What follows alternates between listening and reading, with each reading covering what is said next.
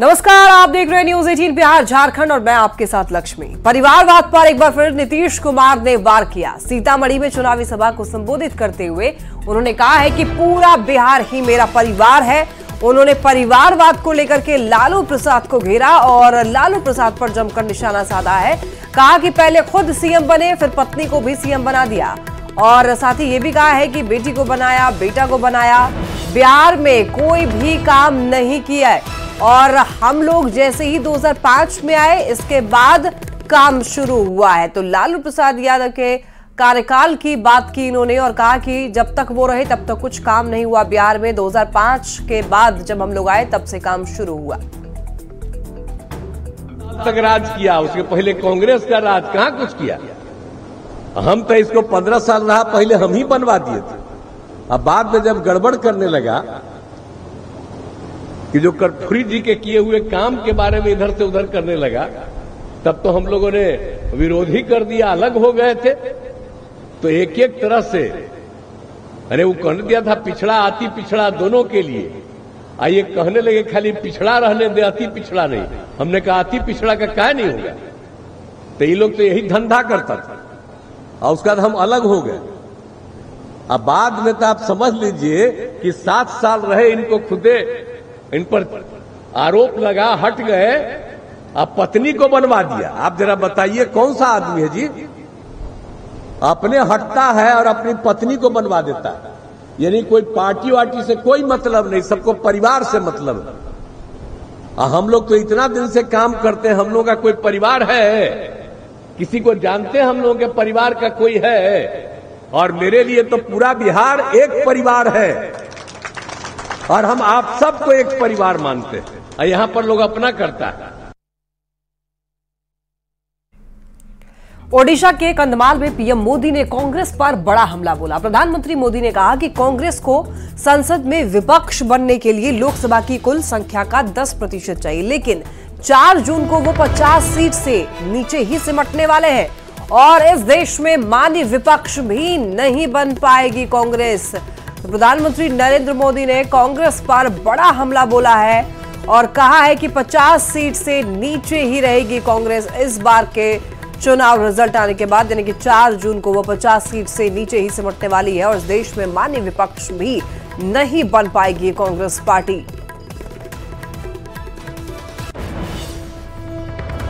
ये भी लग ले कि इस चुनाव में कांग्रेस को लोकसभा की कुल संख्या के 10% चाहिए मान्य विपक्ष बनने के लिए। कांग्रेस वाले जरा कान खोल करके सुन लीजिए, ये देश ने तय किया है। ये 4 जून को आप देखेंगे कि कांग्रेस इस देश में मान्य विपक्ष भी नहीं बन पाएगा। वो 50 से नीचे सिमटने वाले हैं। कांग्रेस नेता मणिशंकर अय्यर के बयान, भारत को पाकिस्तान की इज्जत करनी चाहिए क्योंकि उसके पास परमाणु बम है। इस बयान पर ओडिशा में प्रधानमंत्री नरेंद्र मोदी ने पलटवार करते हुए कहा है कि वो कहते हैं कि संभल कर चलो क्योंकि पाकिस्तान के पास एटम बम है और ये मरे पड़े लोग ये देश के मन को भी मार रहे हैं। कांग्रेस का हमेशा ऐसा ही रवैया है। आज पाकिस्तान की हालत यह है कि अब वो बम बेचने के लिए निकले हैं। कांग्रेस के इसी कमजोर रवैये के कारण जम्मू कश्मीर के लोगों ने 60 साल तक आतंक भुगता। कांग्रेस बार बार अपने ही देश को डराने की कोशिश करती है। वो कहते हैं संभल के चलो, पाकिस्तान के पास एटम बम है, पाकिस्तान के पास एटम बम है, पाकिस्तान के पास एटम बम है। ये मरे पड़े लोग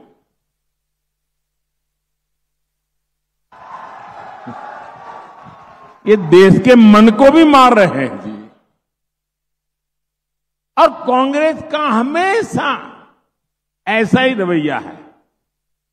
ये जो पाकिस्तान के बम बम बम की बातें करते हैं ना, आज तो पाकिस्तान का हालात ये है कि बम को संभालना कहां, वो भी उसके बस का रोग नहीं है। अब तो वो बम बेचने के लिए निकले हैं। कोई खरीदने वाला मिल जाए,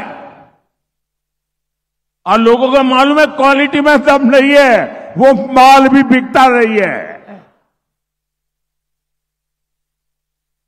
भाइयों बहनों, कांग्रेस के इसी कमजोर रवैये के कारण जम्मू कश्मीर के लोगों ने 60 साल तक आतंक भुगता है। बेगूसराय से बीजेपी उम्मीदवार गिरिराज सिंह ने कांग्रेस पार्टी पर निशाना साधा। गिरिराज सिंह ने कहा कि जिस तरह से कांग्रेस अनाप शनाप बयानबाजी कर रही है, उसे मैं सलाह देता हूं कि कांग्रेस पार्टी पाकिस्तान से अपना शुद्धिकरण करवा ले और अपनी पार्टी का नाम बदलकर मुस्लिम लीग कांग्रेस पार्टी रख ले, क्योंकि कांग्रेस पार्टी लगातार तुष्टीकरण की राजनीति में लगी हुई है और देश को तोड़ने का काम कर रही है। कांग्रेस पाकिस्तान से अपनी पार्टी का शुद्धिकरण करा ले तो ज्यादा अच्छा होगा, नाम भी बदल ले, मुस्लिम लीग कांग्रेस।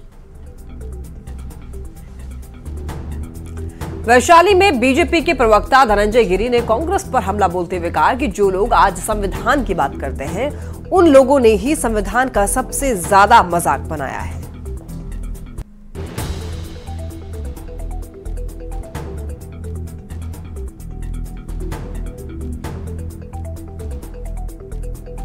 नेताओं के द्वारा जिस प्रकार से पाकिस्तान परस्त बयान आ रहे हैं, ऐसा लगता है कि हिंदुस्तान के खिलाफ पाकिस्तान से प्रेम करने वाले कांग्रेस पार्टी के नेताओं को अपने देश से कोई लेना देना नहीं है, क्योंकि इनको तो पाकिस्तान से प्रेम है और पाकिस्तान मानो भारत पर फूल का वर्षा कर रहा हो। इसलिए ऐसे पार्टी, ऐसे लोगों से हम लोगों को नफरत करने की आवश्यकता है। कांग्रेस पार्टी की राजनीतिक प्राथमिकता हमेशा मुस्लिम तुष्टीकरण रहा है। कांग्रेस हमेशा से मुसलमानों के वोट बैंक को साधने के लिए किसी हद तक जाने को तैयार रहती है और शायद कांग्रेस पार्टी का मानना है कि पाकिस्तान के विषय में बयानबाजी करने से मुसलमानों का वोट उनके साथ हो जाएगा। इसीलिए बार बार कांग्रेस पार्टी और कांग्रेस पार्टी के नेता पाकिस्तान के विषय में विवादास्पद बयान दे देते हैं। अब तो हालत यह है कि गिरिराज सिंह जी सही कह रहे हैं कि कांग्रेस उस स्तर तक जा चुकी है जब पाकिस्तान में जाकर के कांग्रेस को अपना शुद्धिकरण कराना चाहिए। देखिए ना, कांग्रेस पार्टी तो वाकई कब का वो अपने आप को बदल चुकी है। कांग्रेस पार्टी तो अब रही नहीं। कांग्रेस पार्टी का वामपंथीकरण राहुल गांधी ने कब का कर दिया। तमाम अरबन नक्सल के जो समर्थक लोग हैं, जो आतंकवाद के समर्थक लोग हैं, वैसे तमाम लोगों का जमावड़ा कांग्रेस पार्टी में हो रखा है। और कांग्रेस पार्टी के तो पूर्व प्रधानमंत्री जी ने भी कहा था, और आज भी कांग्रेस पार्टी समाज में विद्वेष फैलाना चाहती है, वो हिंदू मुस्लिम करा करके। और इसी तरह की राजनीति पर अब राहुल गांधी का भी फोकस है। लालू प्रसाद जी भी इसी तरह का बयान दे रहे हैं। तो न केवल कांग्रेस पार्टी बल्कि पूरा महागठबंधन देश में हिंदू मुस्लिम के नाम पर बंटवारा चाहता है। वो गिरिराज बाबू जब जब चुनाव हारने लगते हैं तब ये जाति और धर्म के बारे में बोलना शुरू करते हैं। रांची और कराची इनको याद आता है। भगवान श्री राम का मंदिर वहाँ बना दिए अयोध्या में और लाखों भिखारी का वहाँ लाइन लगवा दिए। तो ये लोग जो है जब चुनाव हारने लगती है तब ये भगवान श्री राम का सहारा लेती है। भारतीय जनता पार्टी आज के दिन में पूरे हिंदुस्तान से इनका सफाया हो चुका है। की राजनीति करने में आप महारत हासिल किए हुए हैं। आपको सिर्फ और सिर्फ धर्म और धर्म की राजनीति आती है, उसके अलावा कुछ नहीं आता है। आप जनता और जनता के सवालों पर, बेगूसराय में विकास के सवालों पर और बेगूसराय का विकास कैसे होगा, इस पर आज तक एक शब्द नहीं बोलते हैं। और बिहार में डबल इंजन की सरकार रहते हुए जो आरक्षण व्यवस्था को 9वीं अनुसूची में शामिल करने की बात की गई थी, उस पर आपका जवाब नहीं होता। आप महंगाई के सवाल पर चुप्पी साध रहे।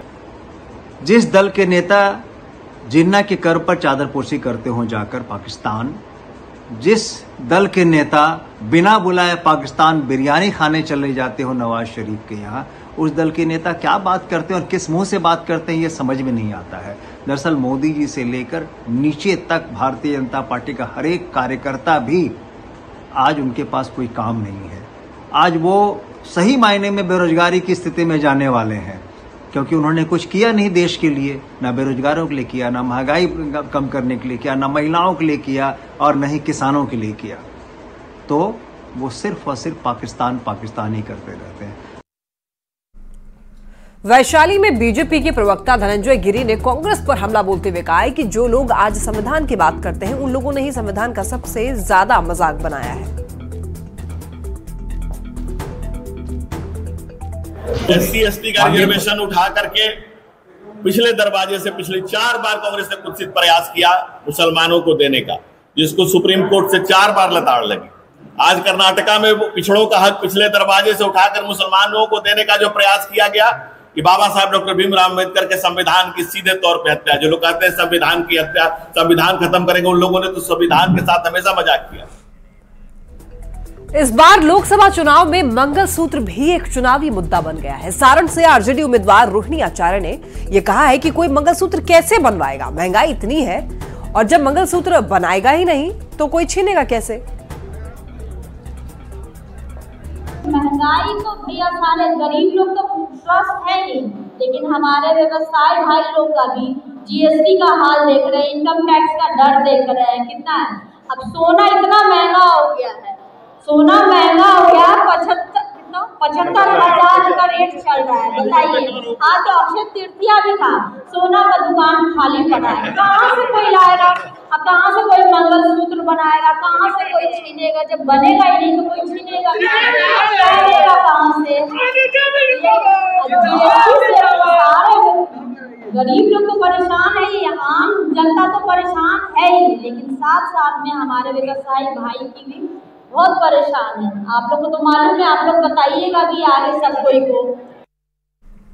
सारण से आरजेडी उम्मीदवार रोहिणी आचार्य के मंगलसूत्र वाले बयान पर अब सियासत जारी है। बीजेपी ने रोहिणी आचार्य के बयान पर पलटवार किया है।